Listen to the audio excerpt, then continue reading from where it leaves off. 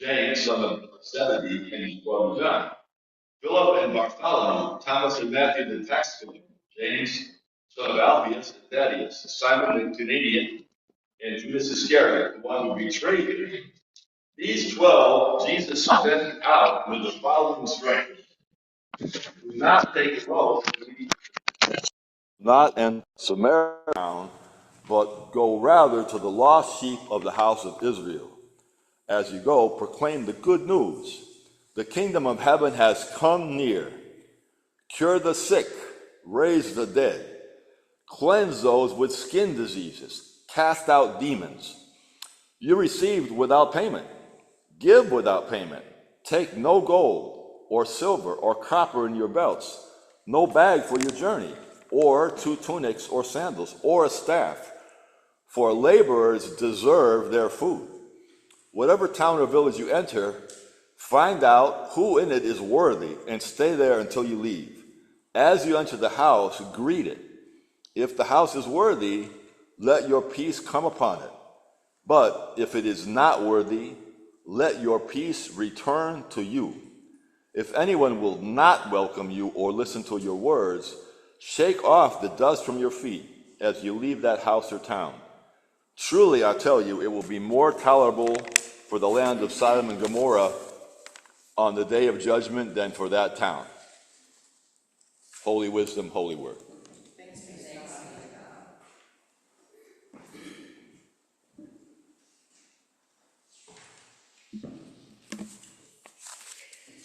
Happy Pride to you all.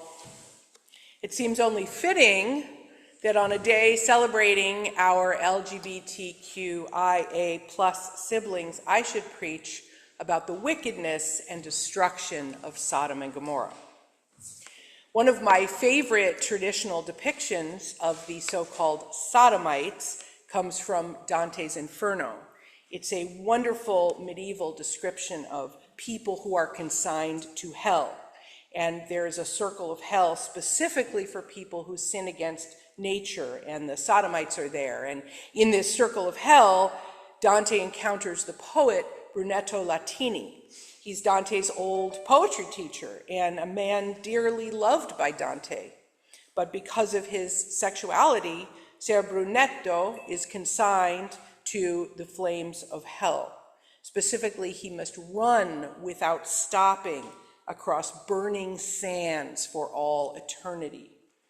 When Dante meets Brunetto, he says, "Ser Brunetto, you here?" He's astonished, truly astonished that this wonderful, creative, kind, and thoughtful man, this wonderful poet, is consigned by God to this eternal punishment. So even in the Middle Ages, under the sway of the Catholic Church, the poet Dante Alighieri clearly feels sorrow and doubt that Brunetto is here in hell, being punished for what was understood then and by many people now as the, quote, sin of Sodom.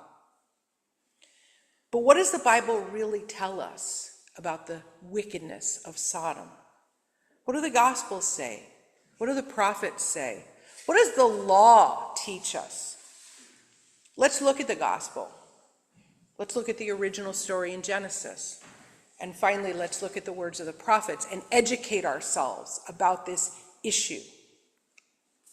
In this Gospel, we hear the words of Jesus about God's punishment on the cities of Sodom and Gomorrah. I put a vivid icon on your bulletins this morning.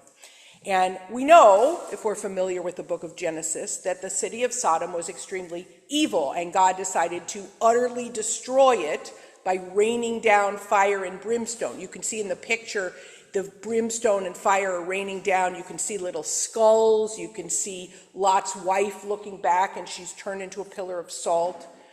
Jesus tells his disciples to go out carrying nothing.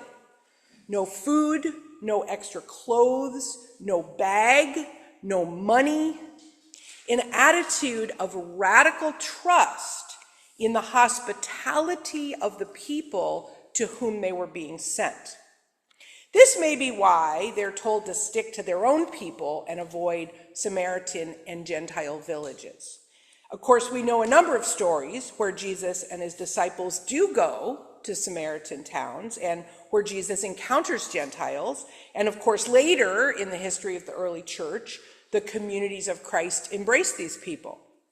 But here, early on in the ministry being described by a distinctly Jewish writer of the Gospel of Matthew, there's distrust. And for good reason, because at this point, for Jews to enter into the homes of non-Jews would make them ritually unclean. So that's why the author of this gospel has Jesus admonishing his disciples to stick to their own kind for now. This is all the more reason why it would be absolutely expected that the disciples would be provided hospitality. At this time in the Mediterranean, hospitality was a universal value, especially if the travelers arrived in your town were from your own ethnic group. The expectation of hospitality went back thousands of years for the Israelites. At a bare minimum, hospitality would mean welcoming guests into your home, offering them a place to rest, offering them food and drink, and listening to their story. Any observant Jew of the time would have known about this tradition, this requirement, this value of hospitality. They would be familiar with the story of Abraham, their forefather, who is the first recorded host in the scriptures. This story of Abraham hosting people comes right before the story of the destruction of Sodom and Gomorrah. And you probably know it, but I'm going to tell you anyway, because that's what pastors have to do. One day, when Abraham is sitting outside his tent, he sees two strangers approaching. And Abraham immediately runs out to meet them. He bows down to them and invites them in for a meal. Now, these two men turn out to be angels in disguise, but Abraham doesn't know that. He bows down to them because that was one of the customs of the time. To bow to someone, to honor them. Another custom was to wash the guests' feet. Remember, these people walked either barefoot or with sandals, so their feet would have been filthy. But part of the host's job was to bathe the feet of the guests. Now, it does turn out these two travelers are angels, messengers from God, as is often the case in these stories. The stranger in disguise, who turns out either to be an angel or royalty. King Richard returning from the Crusades and visiting Robin Hood, or Beauty and the Beast, where the wicked prince refuses hospitality to the old beggar woman, and she turns out to be an enchantress and then turns him into a beast. So lesson after lesson offer welcome, offer hospitality. The two guests spend some time with Abraham and tell him some good news about his impending fatherhood, and then they go on their way. Abraham travels with them a little bit of the way. That's another thing hosts did. In addition to welcoming people, giving them a place to rest, giving them food, the host would often come with the guest a little bit of the way to make sure they knew how to get to their next destination. Now, in this case, the guest's next destination is a city called Sodom, and it so happens that Abraham's nephew Lot lives there. These travelers are not just wandering around, they're like the Blues Brothers on a mission from God. God has heard an outcry against the town of Sodom because of the people's incredible wickedness. We're never told the specifics of the wickedness. I think a lot of modern evangelicals imagine Sodom like Las Vegas, with drinking and gambling and licentious, lewd behavior. And this imagined wickedness has crept into the popular imagination, when in fact we are shown in this story in graphic detail the wickedness of Sodom. These two men arrive in the town square, which was the traditional place travelers would arrive, and everybody would then argue over who was going to offer them hospitality. But the only person in the town square is Lot, Abraham's nephew. He's the person who bows down to them, asks them to come to his house where he will wash their feet, give them a meal, and give them a place to stay. So that shows us that Lot is the only virtuous person. These two men go to Lot's house, and almost immediately all the other men in the town come and knock on Lot's door. And they say, send these two strangers out. Most of the translations say, so we may know them. The New International Version has an even more direct translation, send these two men out so we can have sex with them. Now, this is where many Bible readers go astray. They think these men of Sodom are gay or homosexual, and that these angels are so irresistibly attractive, Tom Selleck angels, that every single man in the town who happens to be gay wants to have sex with these angels. Hence, the sin of Sodom is men want to have sex with other men. This understanding reflects sheer ignorance. It reflects prejudice, and it reflects a reading of homophobia into the text. Everything that we hear about quote-unquote sodomy comes from this misunderstanding of the words of this gang of men. These men are not gay. What they want to do is gang rape these guys, these strangers. And the reason is because they're outsiders. And they want to protect their borders, as it were. If anyone from the outside comes in to seek refuge, they will be subjected to humiliation and violence. This form of humiliating violence, raping people, was unfortunately, and still is unfortunately, a common practice in both wartime and peacetime. I hope you all know that sexual assault is not about sex or sexual orientation. It's not about being attracted to someone. It's about violence, it's about power, and it's about domination. When someone has the power to rape somebody else, they're sending a message that that person is inferior, that person is powerless, that person is humiliated. We hear stories of violent sexual assault from all over the world. Soldiers in Sudan, Congo, Myanmar, Palestine. We read of rampant sexual assault in ICE prisons in this country. The law of Moses and the moral law expressly forbids this behavior. The book of Leviticus specifically says, you shall not lie with a man the way you do with a woman. Our homophobic friends that we see at the Pride Parade sometimes hold up signage to this effect, and it's used as one of the main proof texts against same-sex relationships. But once again, this reading of the Leviticus law is sheer ignorance. You put a modern spin on this because it assumes consensual sexual activity. And I need to be clear that consensual sexual activity was virtually unknown in this culture. Women, married or unmarried, were never asked for their consent. It was assumed that women were there to bear children for the men, to provide sexual pleasure for the men. Women's needs were not considered. The concept we have today of marital rape, this would have been beyond comprehension to these ancient Near Eastern folks. Men were free to do what they wanted with all the women that belonged to them. This passage from Leviticus is simply stating, you will not sexually assault another man. You will not treat another man the way you are allowed to treat women. This is one of the main sources of homophobia today.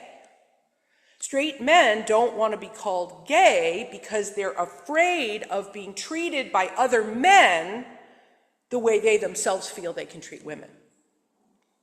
Our biblical heroes, from Abraham to Joseph to King David, forced themselves on women.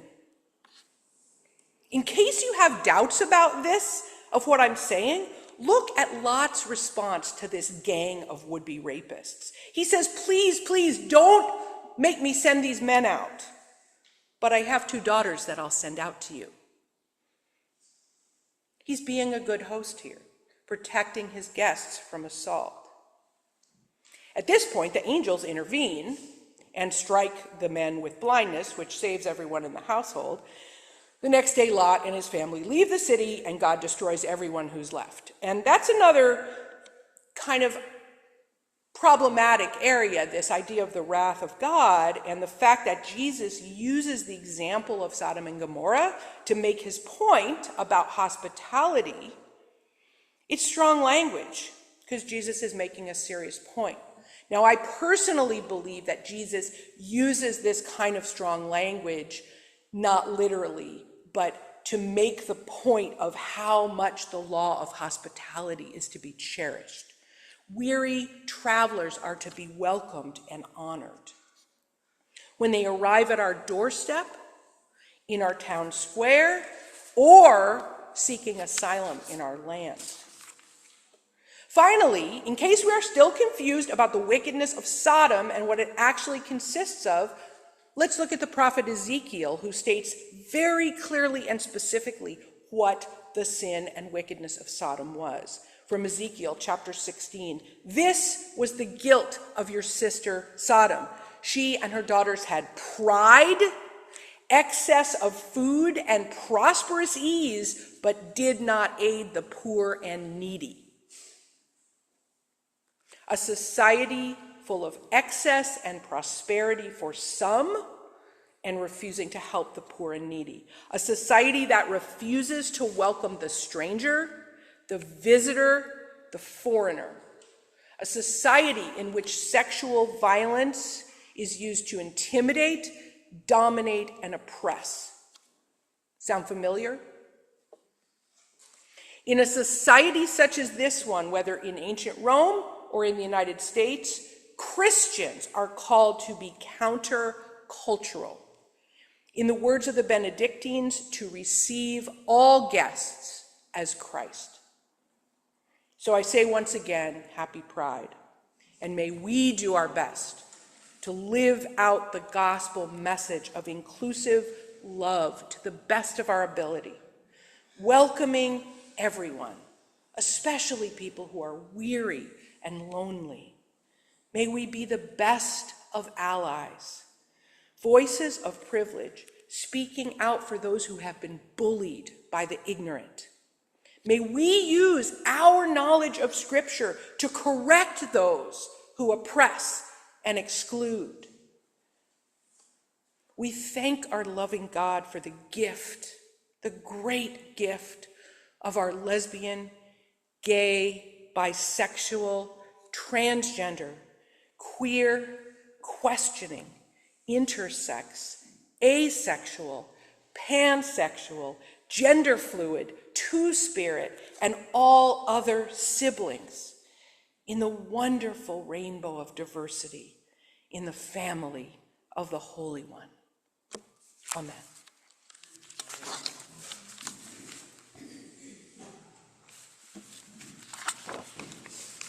Our hymn of reflection is "You're Always Welcome."